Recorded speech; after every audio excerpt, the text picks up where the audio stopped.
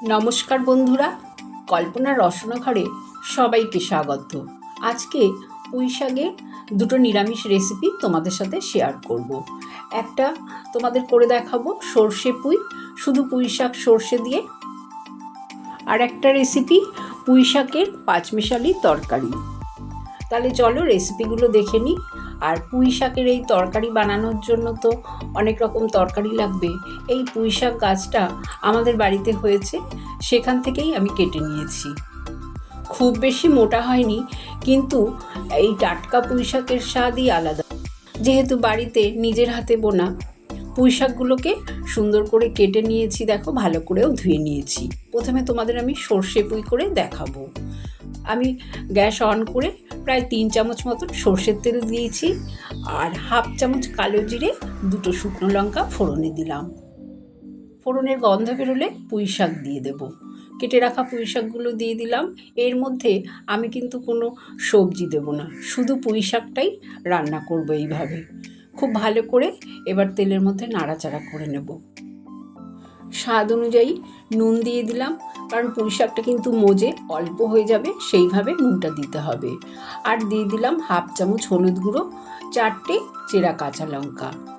খুব ভালো করে হাই ফ্লেমেই আমি প্রথমে রান্না করে নেব। 5-7 মিনিট এইভাবে রান্না করে নেব হাই ফ্লেমে।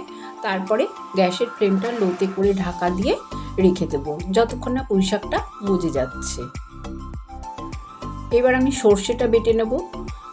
এখানে 1 চামচ সাদা সর্ষে, 1 চামচ কালো সর্ষে, অল্প নুন দিয়ে আমি সর্ষেটা শিলে বেটে নেব। প্রায় 10 মিনিট পর ঢাকনাটা খুলে নিলাম। এবার দেখো পুঁই শাক থেকে অনেকটাই জল বেরিয়েছে। এই জলেই কিন্তু পুঁই শাকটা খুব ভালো মতন সেদ্ধ হয়ে গেছে। দেখো একদম সেদ্ধ হয়ে গেছে। এই পুঁই শাকে এক্সট্রা আর জল দিতে হবে না। এই জলটা এবার আমি গ্যাসের ফ্লেমটাকে হাইতে করে টানিয়ে নেব। পুঁই শাকের জলটা প্রায় শুকিয়ে গেলে আমি বেটে রাখা সর্ষেটা দিয়ে দিলাম। সর্ষে বাটা দিয়ে আমি অল্প একটু চিনি দিলাম, হাফ চামচই দিলাম, কারণ মিষ্টি না দিলে কিন্তু স্বাদটা ব্যালেন্স হবে না। পুঁই শাকটা তাহলে পানসে পানসে খেতে লাগবে। একটু অবশ্যই তোমরা মিষ্টিটা দেবে, যে যেমন পছন্দ করো। তারপরে খুব ভালো করে নাড়াচাড়া করে মিশিয়ে নেব, কারণ পুঁই শাক তো আমার সেদ্ধই হয়ে গেছে। আর সর্ষে বাটা দিয়ে বেশিক্ষণ রান্না করতে হবে না। 5-7 মিনিট আরও নাড়াচাড়া করে 1 চামচ কাঁচা সর্ষের তেল দিয়ে ভালো করে নেড়ে নেব। তারপরে আমি তোমাদের একটা প্লেটে সার্ভ করে দেখিয়ে দিচ্ছি। এই সর্ষে পুঁই গরম ভাতের সাথে খেতে কিন্তু অসাধারণ লাগে। তোমরা যে কোনো নিরামিষ দিনে কিংবা অন্য দিনেও ভাতের প্রথম পাতে খাওয়ার জন্য এই রকম সর্ষে পুঁই বানাতেই পারো। এবার পুঁই শাকের তরকারিটা করে দেখাবো। তার জন্য পুঁই শাক কেটে ভালো করে ধুয়ে জল ঝরিয়ে রেখেছি। আর দুটো মিডিয়াম সাইজের আলু ডুমো করে কেটে নিয়েছি, দুটো ঝিঙে বড় বড় টুকরো করে কেটেছি, এখানে কিছুটা কুমড়ো কেটে নিয়েছি, একটা বড় বেগুন, আর 7-8টা কাঁচা লঙ্কা, আর নিয়েছি কয়েকটা হিঙের বড়ি। এবার গ্যাস অন করে আমি 4 চামচ সর্ষের তেল দিলাম, কারণ এই তরকারিটা কিন্তু সর্ষের তেলে ভীষণ ভালো হবে। তেলটা গরম হয়ে গেলে আমি প্রথমে বড়িগুলোকে ভেজে নেব। এই হিঙের বড়ি দিয়ে পুঁই শাকের তরকারি খেতে কিন্তু ভীষণ ভালো লাগে। বড়িগুলো লাল করে ভাজা হয়ে গেছে, তুলে নিলাম। আর এই বড়ির রেসিপি কিন্তু আমার চ্যানেলে দেওয়া আছে, তোমরা যদি দেখতে চাও অবশ্যই দেখে নিতে পারো। বড়ি ভাজার তেলেই ফোড়নে 5 ফোড়ন দিয়ে দিলাম হাফ চামচ। ফোড়নের গন্ধ বেরোলে আমি প্রথমে আলুগুলোকে দিয়ে দিলাম। আলুগুলো দিয়ে অল্প একটু নুন দিলাম। নুন দিয়ে আলুগুলোকে হালকা ভেজে নেব। তরকারির মধ্যে আলু সবসময় যদি ভেজে নাও, তাহলে কিন্তু তরকারিতে আলুটা খেতে বেশি ভালো লাগে। আলুগুলো হালকা ভাজা হয়ে গেলে আমি কেটে রাখা সব সবজি দিয়ে দিলাম। এখানে কিন্তু তোমরা পছন্দ মতন সবজি আরও অ্যাড করতে পারো। এই সব সবজি দিয়ে তেলের মধ্যে একটু হালকা করে ভেজে নেব। হাই ফ্লেমেই একটু হালকা ভাজা ভাজা করে নেব। তারপরে আমি কেটে রাখা পুঁই শাকটা দিয়ে দেব। পুঁই শাকটা কিন্তু একদম জল ঝরিয়ে দেবে, তাহলে তরকারির মধ্যে বেশি জল বেরোবে না। নাহলে তরকারিতে একদম জল বেরিয়ে তরকারিটা পুরো ঘাটা ঘাটা হয়ে যাবে। পুঁই শাকটা দিয়ে স্বাদ অনুযায়ী নুন দিয়ে দিলাম, আর হাফ চামচ দিয়ে দিলাম হলুদ গুঁড়ো, নুন আর হলুদ দিয়ে খুব ভালো করে পুঁই শাকটা এবার নাড়াচাড়া করে নেব। আমি কিন্তু এর মধ্যে আর এখন কোনো গুঁড়ো মশলা দেব না, আর কাঁচা লঙ্কা দিয়েই আমি এই তরকারিটা রান্না করব।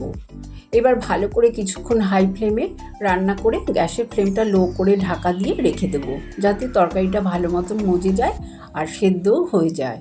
মাঝে মাঝে অবশ্য ঢাকনা খুলে নাড়তে হবে। দেখো 10-12 মিনিট পর আমি তোমাদের ঢাকনাটা খুলে দেখাচ্ছি।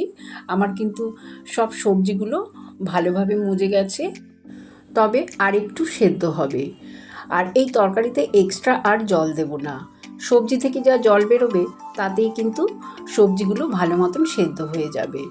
আমি ভেজে রাখা বড়িগুলো দিয়ে দিলাম আর 1 চামচ চিনি দিয়ে দিলাম, কারণ নিরামিষ তরকারি একটু মিষ্টি মিষ্টি হলেই কিন্তু খেতে বেশি ভালো লাগে। সেই জন্যে তোমরা যে যেমন পছন্দ করো সেই অনুযায়ী মিষ্টি দেবে। ভালো করে আবারও নাড়াচাড়া করে ঢাকা দিয়ে রেখে দিলাম, যতক্ষণ না সবজিটা একদম গলে যাচ্ছে।